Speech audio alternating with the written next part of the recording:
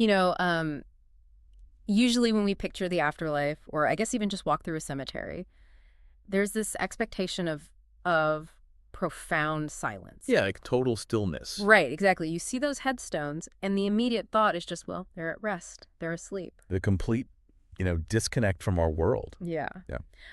But welcome to this custom deep dive, where we're looking at a fascinating stack of theological texts and historical outlines that you, our listener, handed us. All about the intercession of the saints. Right. Which is basically this theology that those in heaven are, well, actively praying and advocating for us.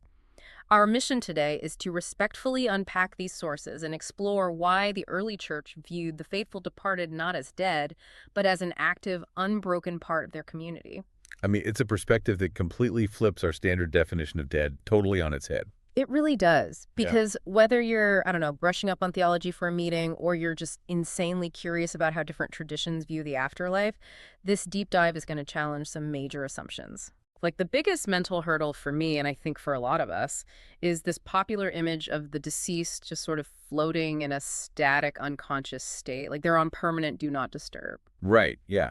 But the scriptural foundation in your sources argues the exact opposite. Okay, how so? Well, look at the Gospel of Luke, chapter 20. Jesus corrects this sleepy idea directly. He states, "He is not God of the dead, but of the living, for all are alive to him." Oh, interesting. So alive doesn't just mean we hold them in our memories. Far from it, yeah. Yeah. The texts point out that figures like Abraham, Moses, and all the righteous aren't cut off. They're, fully conscious. Right. The theology here rests on what's sometimes called the beatific vision.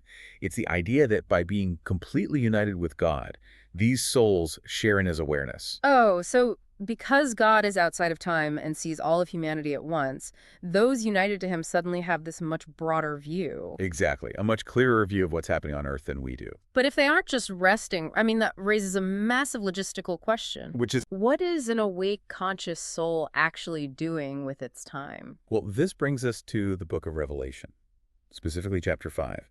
It describes the elders in heaven holding bowls of incense, Okay. and the text explicitly identifies that incense as the prayers of the faithful on earth, which they're offering to God.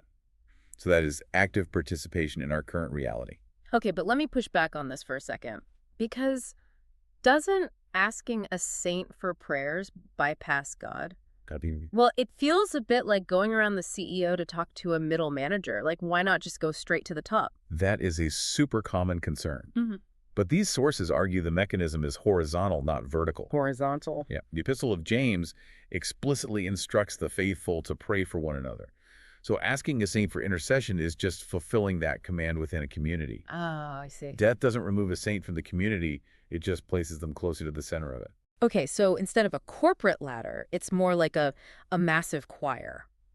We're all singing the same song, but the unseen members, the saints, are just standing way closer to the conductor. Yes.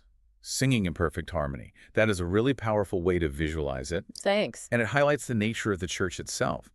The Epistle to the Romans, chapter 8, makes it very clear that death cannot separate us from the love of God. Right. Therefore, death cannot break the body of Christ.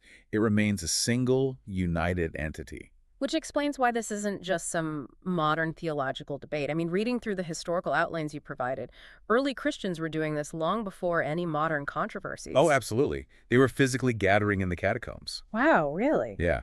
Early believers regularly asked martyrs for prayers because they firmly believed the separation between heaven and earth was just an illusion.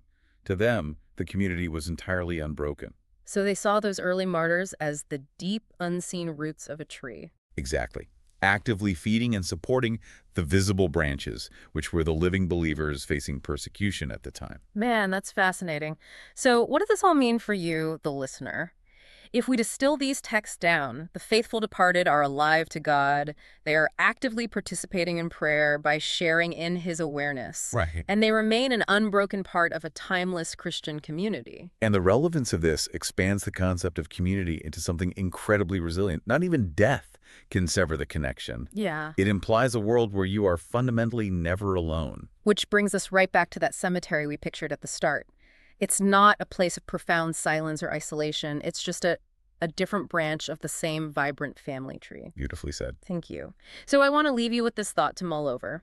If the body of Christ remains completely unbroken by death, how might the active, unseen support of those ancient early martyrs still be shaping our present world in ways we can't fully perceive?